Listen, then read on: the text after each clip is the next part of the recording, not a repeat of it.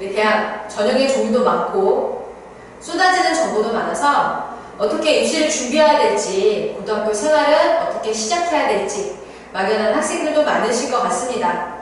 함께 준비하시는 학부모님들을 위해서 오늘 리딩앱에서 대학 입시에 대한 정보 준비했습니다. 저는 고등관에서 수업하고 있는 오희영이라고 합니다. 먼저 대입 전형에 관한 우리 자료 먼저 보실까요? 자, 우리 다들 아시다시피 대입은 크게 수시와 우리 정시 항목으로 나눠져 있고요. 수시는 우리가 기본적으로 사립대는 총 6개까지 지원이 가능하고 정시는 3개의 대학이 지원이 가능한 걸로 알려져 있죠. 수시는 크게 4가지 종류가 있습니다. 먼저 교과 전형, 그 다음에 학생부 종합, 논술, 그 다음에 실기 이렇게 크게 4가지 항목이 있고요. 여기 보시면 서울 주요 16개 대학이라고 되어 있는 대학은 교육부의 지원을 받으며 동시에 교육부의 기준에 부합해야 되는, 한마디로 제재를 받는 서울 주요 16개 대학입니다. 서울대, 연세대, 성대, 한양대를 비롯한 16개 대학은 자, 우리 빨간색 그래프고요. 수시에서 60%, 정시에서 40%의 학생을 뽑도록 정해져 있습니다.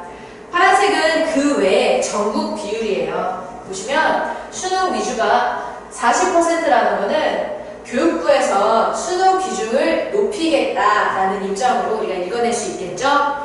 자, 우리 학생들마다 수능 비율, 수능 점수가 좋은 학생이 있고, 논술을 잘하는 친구가 있고, 학생부, 중간고사, 기말고사 꼼꼼하게 잘 관리하는 학생들이 있습니다. 그래서 전형에 대해서 우리가 자세히 아는 만큼 내가 전략적으로 입시를 준비할 수 있겠죠? 자, 그럼 조금 더 자세하게 보겠습니다.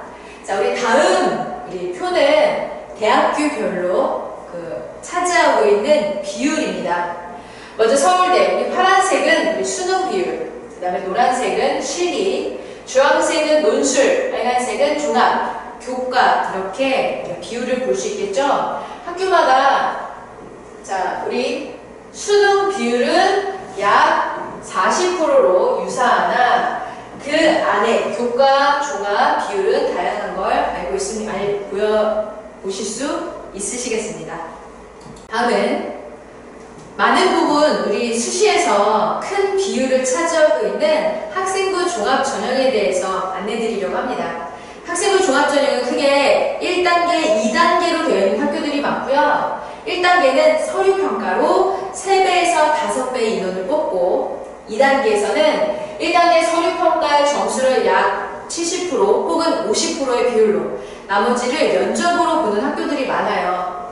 자, 그리고 나서 이렇게 합격한 친구들이 수능 최저 기준을 만족해야 되는데 수능 최저 기준을 반영하는 학교가 고려대, 서울교대, 서울대, 연세대, 이화여대, 홍익대 이렇게 6개 학교가 있고요. 학생부 종합 전형에서 나머지 대학교들은 수능 최저를 현재는 반영하고 있지 않습니다. 자, 다음을 볼까요? 자, 우리 전형의 이름이 다양하죠. 자, 자기 추천, 네오 르네상스, 생활 우수자, 프론티어, 창의 리더 이름은 다양하나 결국은 학생부 종합 전형입니다. 그래서 이름도 많고 종류도 많다고 생각되지만 수시 총 4가지예요. 학생부 교과, 학생부 종합, 논술, 실기 4가지를 기억하시면 되겠습니다. 자, 아까도 말씀드렸듯이 먼저 1단계 서류만으로 우리 3배에서 5배 인원을 뽑고 2단계에서 그 인원으로 자 7대3, 5대5의 비율로 학생들을 선발합니다. 서류평가에서 1단계 3배에서 5배의 학생들을 뽑는데 그럼 서류평가는 어떤 서류를 볼까요? 자, 학교 생활기록부 보시겠습니다. 학교 생활기록부는 크게 교과목과 비교과목으로 되어 있고요. 교과목은 지필평가, 중간고사, 기말고사 있죠? 그 다음에 수행평가. 자, 교과 세부사항인 특기사항으로 교과 항목이 구성이 되어 있고 비교과목으로는 이런 출결사항, 수상, 자율활동, 동아리 등등이 비교과 항목으로 기재가 되겠습니다. 자, 그러면 우리 학생부 종합전형에서 이 항목들을 어떻게 반영을 하는가? 자, 기본적으로는 보실까요? 자, 먼저 1단계에서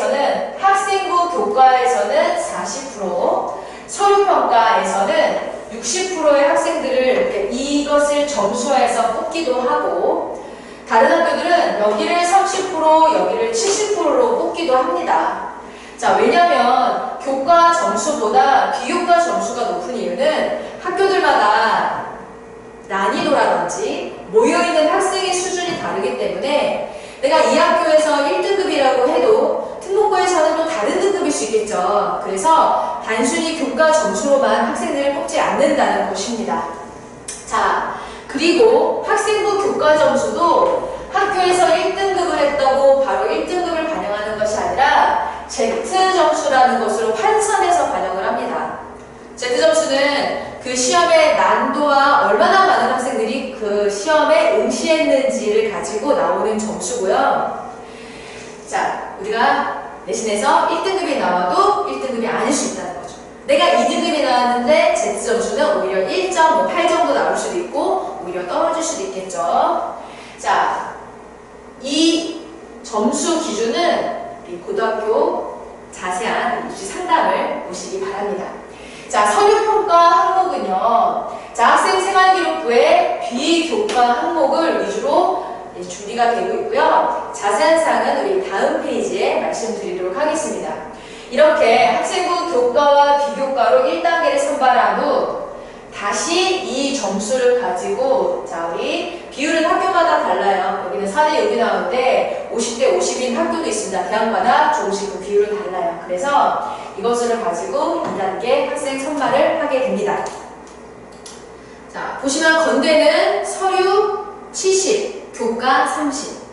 자, 우리 경희대, 국민대도 마찬가지입니다.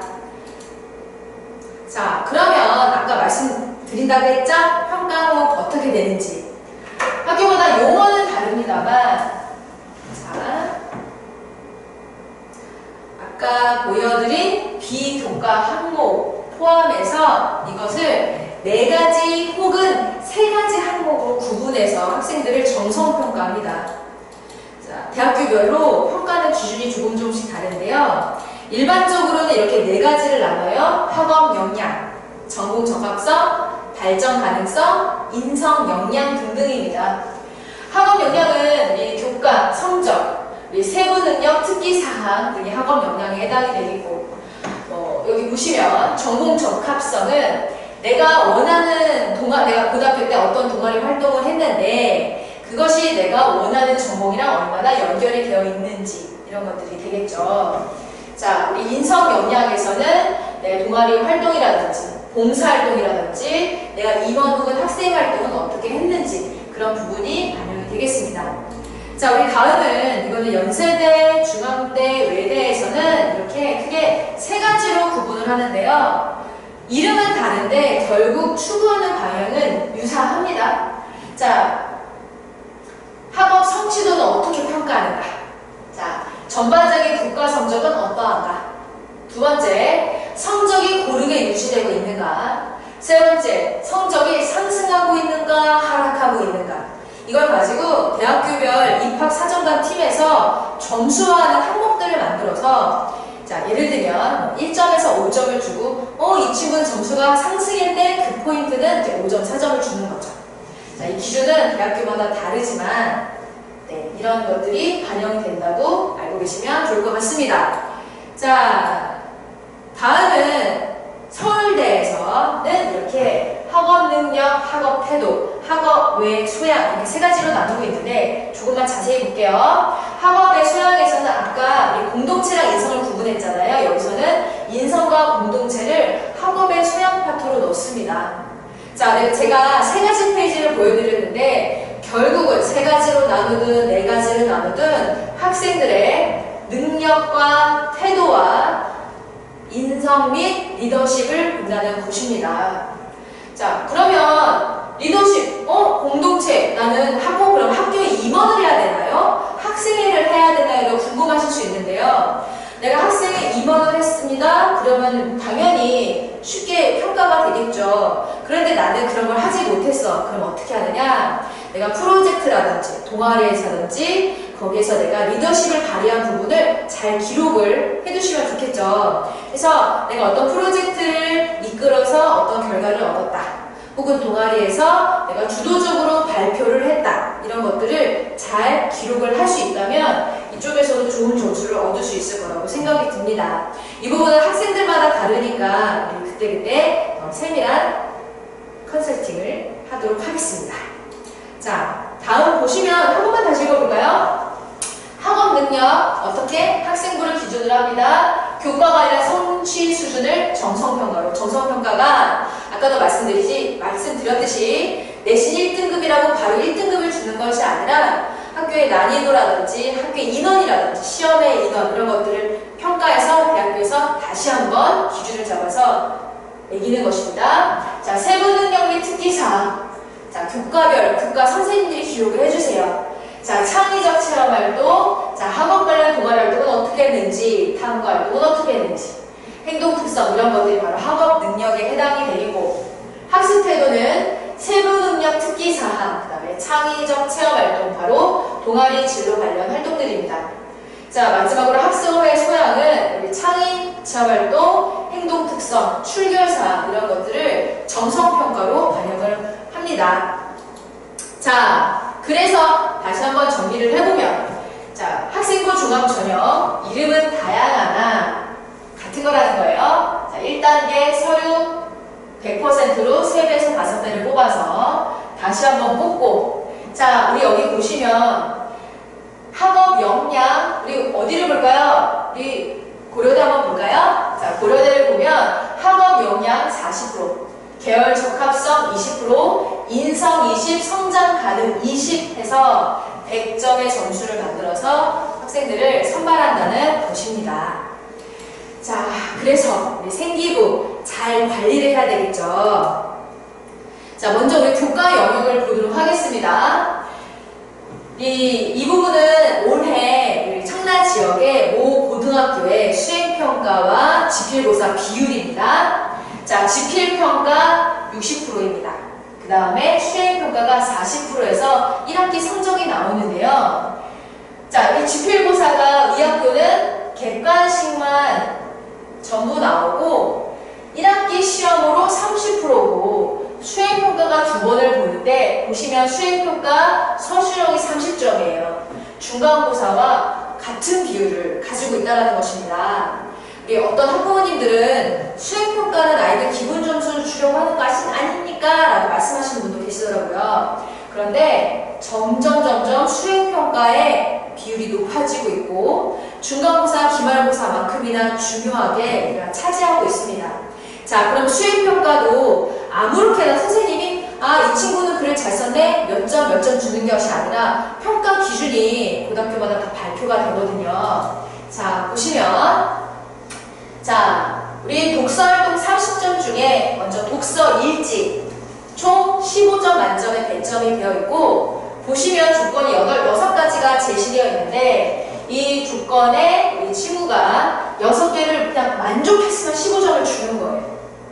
더 뛰어나게 쓰고 잘 쓰고 글을 멋있게 쓰고 그런 것이 중요한 것이 아니라 이 조건의 기준에 잘 맞춰서 쓰고 있는지가 중요한 것입니다.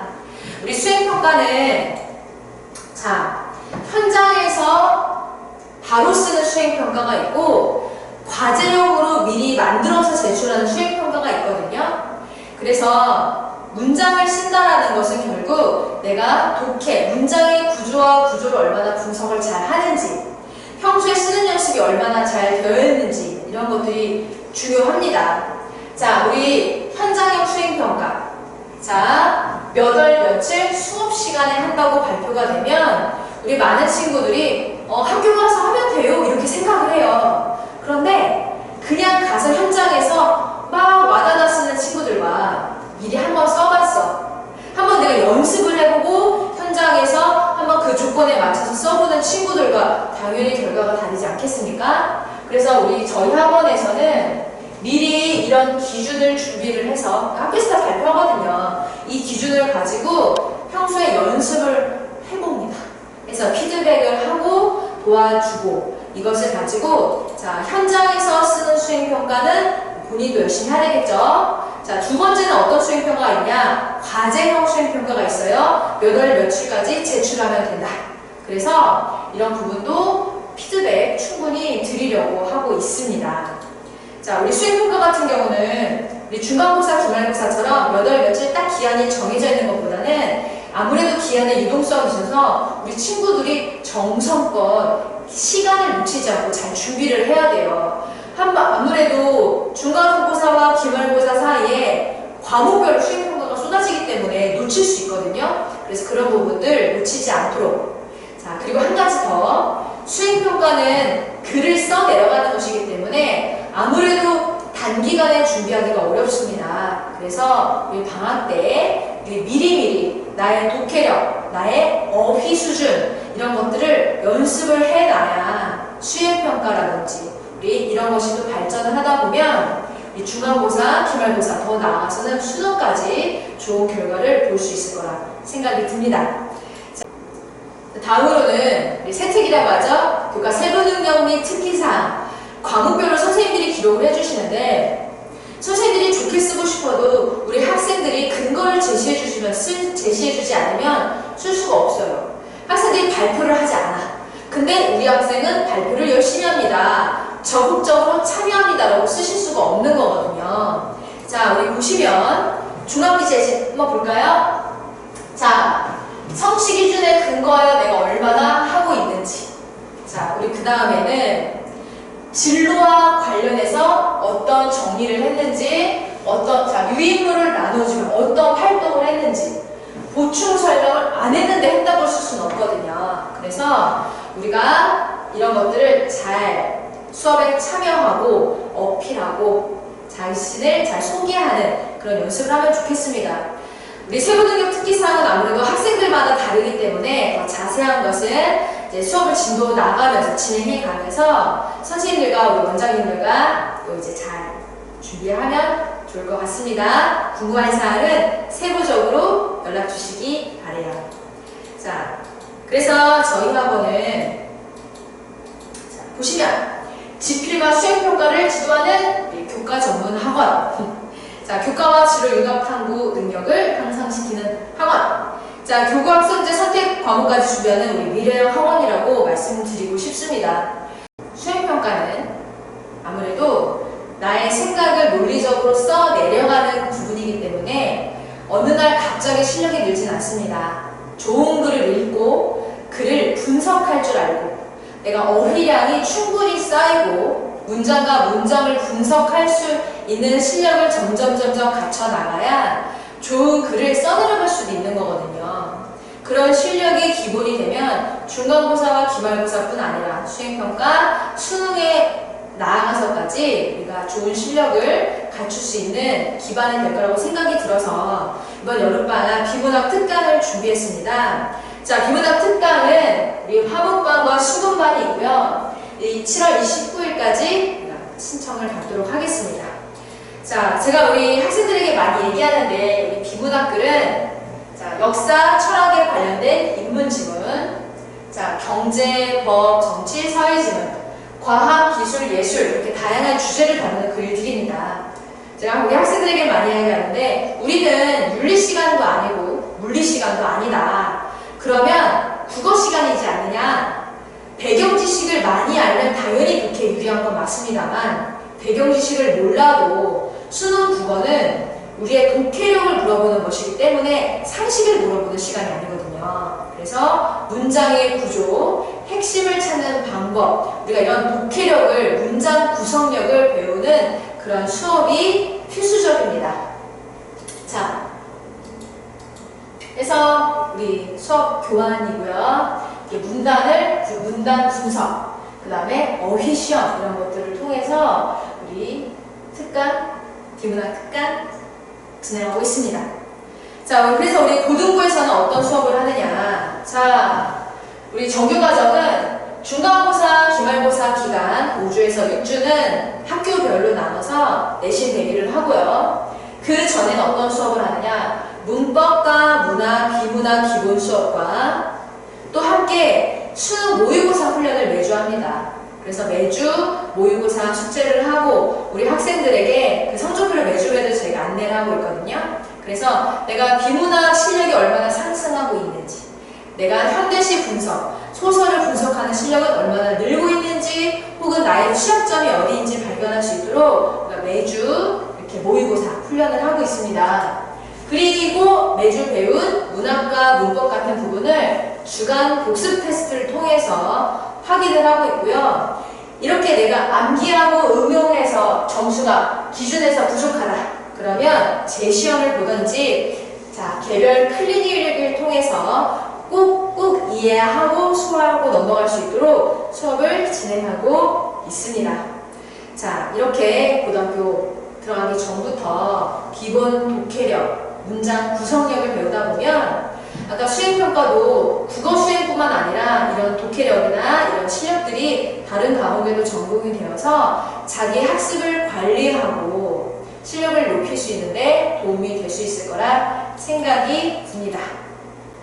네, 총 수시에서 6장의 카드, 정시에서 3장의 카드를 어떻게 사용할지 우리 학생들의 특성에 맞게 가장 효율적인 전략과 방법으로 우리 학생들의 성장을 돕는 리딩엠이 되도록 노력하겠습니다. 감사합니다.